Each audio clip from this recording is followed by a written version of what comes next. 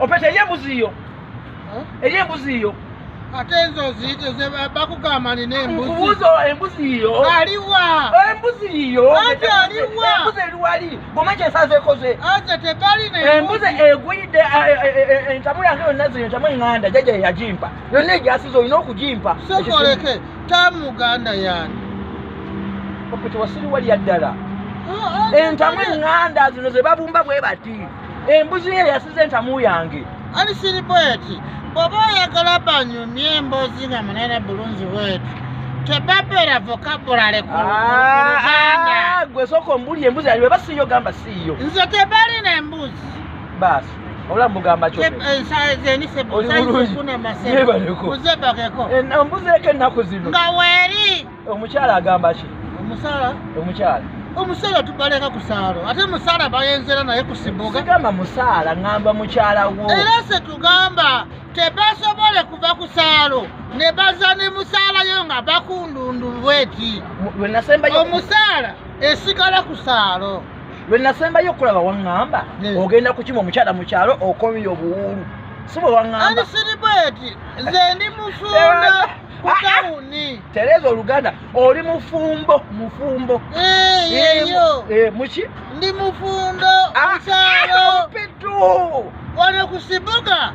Ndya mutala. Wano ku kibuga olya butaala ekyo kikiriza naye oli mufumbo. Yeyo. Kakati ekyala wamuleeta omukyala. Sinazireta. Kali mbadde nkufanga ngenda kufunira ekkazi eddala. Njagala ombuulire. Yono. Kubana ababiri yaliwa. Ono. Opeto wabbi. Sebo. Yakoze eki? Opeto wabbi. Yabbye ettaka. Ekyakutundiza ettaka lyalewo kadi ya kiki? Wasenga ku kyalo ku bweti. Oyo poloti de wamuguza. Opeto watandise okutunda ettaka. Ani siri ate Opeto ono bayina problem. Otunda ettaka lya nakakaawa. Oyagala okadiya. Siri bweti oyagala ni abamutunda. Wakyamani wakuno. Ate tubayise ne bagamba teeka enkono yo wano kati ye problem babera wange. Linda kwa sirika. Zango tukwende kukafuba. Tukwata gwe. Azireke bamaleku kwa kafuba. Linda ayagala kuloga mulogo. Hapana. Tukwata ku mukazi mulogo kyani manyoze nakye neewunya. Opeto atunda ate ettaka ly'omukazi omuganda owawano. Nga nze chairman wendi. Lindako. Okimanyi yakuze empewo. Bagenda kusibwa okimanyi. Enkazi zaali zaagala sente speed. Kati nezigamba zange oteeke enkono wano. Bateeke enkono. Wateekako sente n'oziteeka wa. Bazikwasa gwe zibale n'odduka nazo. Oyo bamuwa sente. Okubanga mukayana. Naye nga kituufu kiri nti Opeto olw'omuyita otya? Ono siri bwe ono mutuze ya kusaalo. Naye nga mukazi enkulu waffe kusaama. Zirese kasitama ne bagula. Tereza, mukazi mukulu mukazi wammwe mukyama. Mukazi wammwe mukyama. Tozimanyi gwe tebali.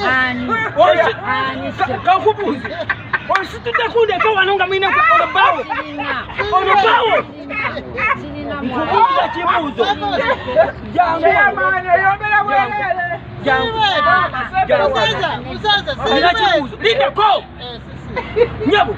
Toza kutukongola. Olubaawo.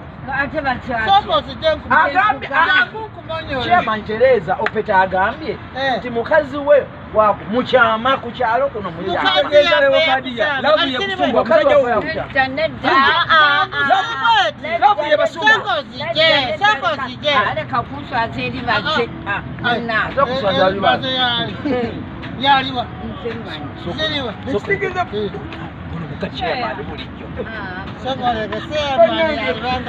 Chairman yakusi. Chairman yakusi. Kadia soko lino. Omanyi mbadde wano gwenyabo. Ono mumanyi mumbeera. Mukozi wange wa wakato. Okubadde. Ine musala ya mamani. Mukyala okimanyi ono omukazi ewaffe mu kalituusi gye twabeeranga ono omukazi mufumbo.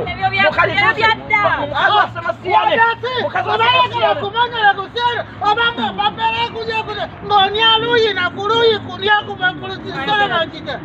ono kuwala ono mukazi wa Sebastian mukalitunsi ono nepetaye mwaya muladi ani abagatulula ono mukazi wange so mukazi wa Sebastian ono mwana wa muwasati basi wa muwasati ono yali mwana wa muwasati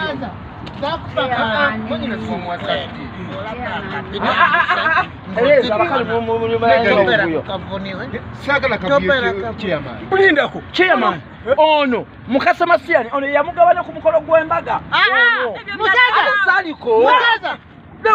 musaza siripeti osibanga ono musaza enkulu ngeno babera mufumbo kati ne babera mufumbo ne bafuna musaza endala ngeno manyoko musaza mulekeze nyagale ati naye problem siriemu neno sirabika bayagala kavuni lindako yafa kalino mukodde mwasema ekizibu wano ono yebba wono kakati ate ono bayagalana n'opeto mukutama kakati ate ono bw'atazza ayagala ate ono mukasa musaza ono mukyala wange jjajjange jjukira mu Buganda abamukazi wange wakajajja wakabireka kalizebyamu embifuddemu kali kampita Sebastian on'omunyonyola kampita Sebastian linako kati obuzibu tebujja buli amazima kuba Sebastian ali kukyalo kuno sagala bintu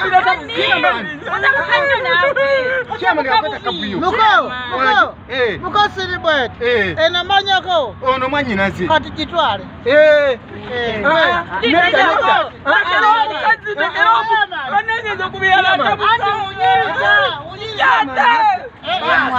basi linako Sebastian si wuuno Sebastian si wuuno uyo mukazi wuuno mugobe